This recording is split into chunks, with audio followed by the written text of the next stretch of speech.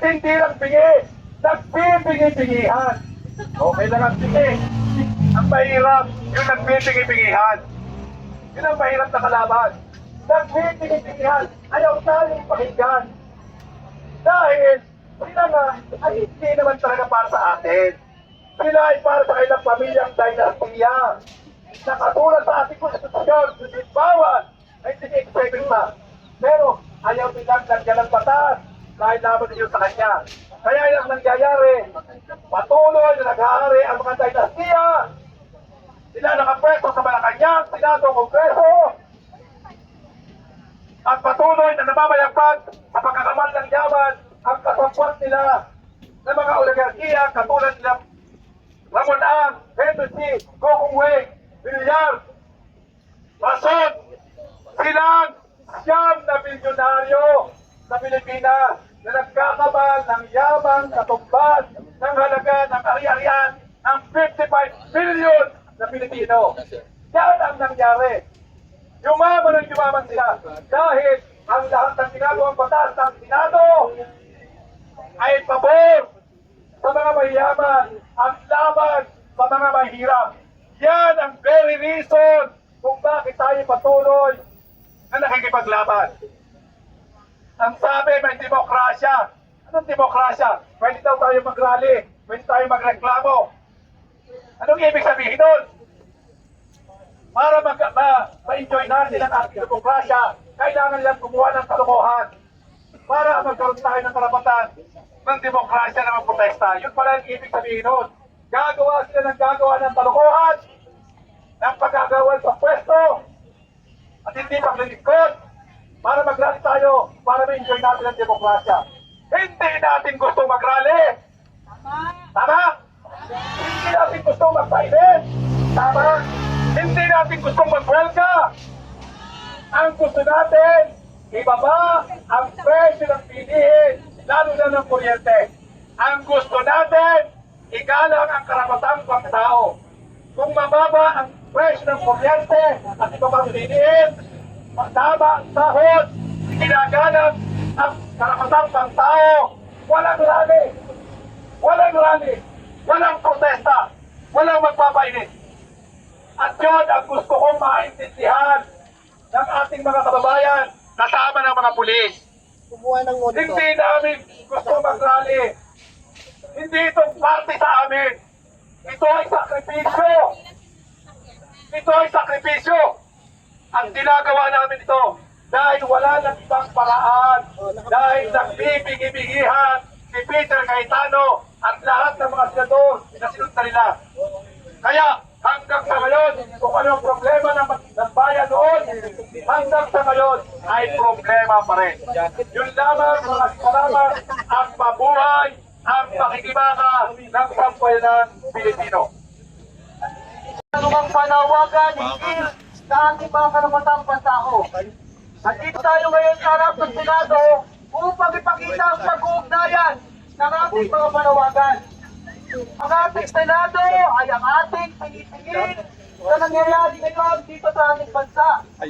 Isa sila sa mga ahensya, institusyon ng ating pamahalaan na dapat ay managot, tingilin sa kanilang pagkukulang at kawalan ng respeto sa usapin ng dangal at karapatan ng ating mga mamamayan. Bakit ko nasabi? Bago ay pagpatuloy ang ating panawagan, dahil kung marinig ang tinig ng ating mga kababayan na nandito ngayon, mula sa hanay ng mga kababayan, sigaw ang ating panawagan. Sumigaw po tayo at iparinig natin ang ating mga tinig. Pwede ba? Pwede ba marinig ang mga kababayan? Iwawag kayo ay naman natin ang ating mga placard. Ipakita ang ating mga panawagan. Mga kasama, pag pinantikot ang punta dito, ang panawagan namin ay ang pagtatakwil sa mga senador na nakakatigil. Di ba ba kayo nagdidiri sa kanilang pinagagagawa? Nakakadiri ang kanilang pinagagagawang pambababoy sa ating Senado. Kitang-kita natin kung paano nagkampihan ang labing-tatlong hudas upang lakasan mananagutan, upang pagtakpan si Bato. Para po sa pagkita sa palawagan ng mananagutan, sabay-sabay po tayo sisigaw.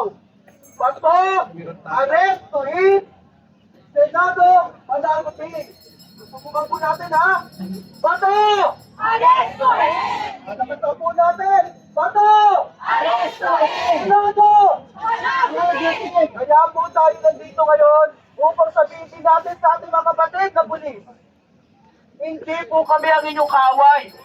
Ang dapat po ninyong binabantayan para sa proteksyon ng Senado at ng bayan ay ang mga katulad po si Cayetano at ng kanyang anutoren at katapos sa pagpapahirap sa ating mga mamamayan na makabit ang katarungan, makabit ang accountability na matagal na natin pinapanawagan.